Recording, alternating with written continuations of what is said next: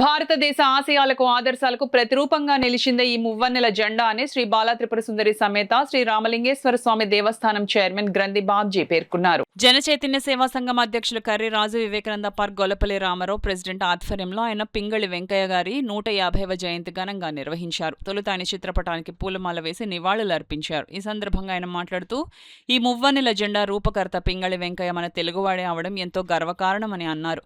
హనుమంతరావు గాంధీ మాట్లాడుతూ బానిసత్వాన్ని ఎదిరించి గెలిచిన భారత్ లాంటి దేశాల్లో జాతీయ జెండాకున్న ప్రాధాన్యత వెలకట్టలేనిదని పేర్కొన్నారు.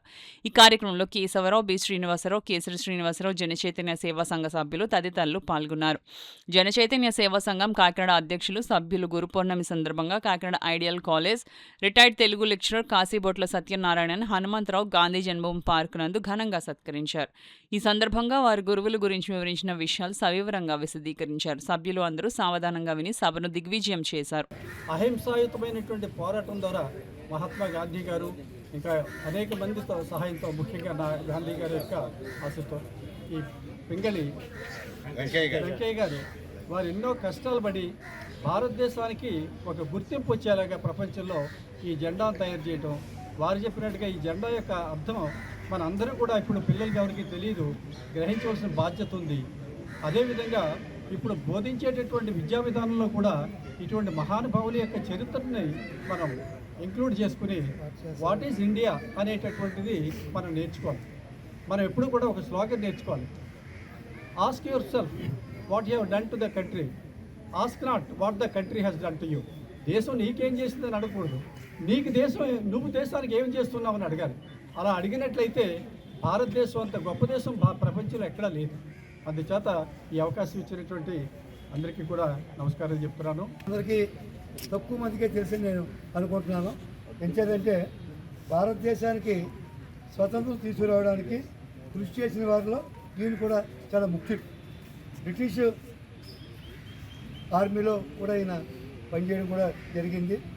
47 జూలై 22వ తేదీని రాజ్యాంగ పరిషత్తు పింగళి వెంకయ్య గారిచే తయారు చేయబడిన పతాకాన్ని అధికారికంగా ఆమోదించడం జరిగింది. అది ఆయన తాలూకా గొప్పగా. ఈరోజు సుమారు 150 సంవత్సరాలు అయింది జన్మించి. ఆయన ఈరోజు కూడా మనం స్మరించుకోవడం జరుగుతుందంటే ఎంత గొప్ప వ్యక్తో మనందరూ కూడా తెలుసుకోవాలి.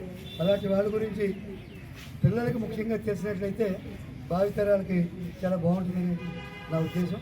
ఈ అవకాశం ఇచ్చినటువంటి మన పెద్దలకి అందరికీ కూడా నా హృదయపూర్వక అభినందనలు తెలియజేస్తాను.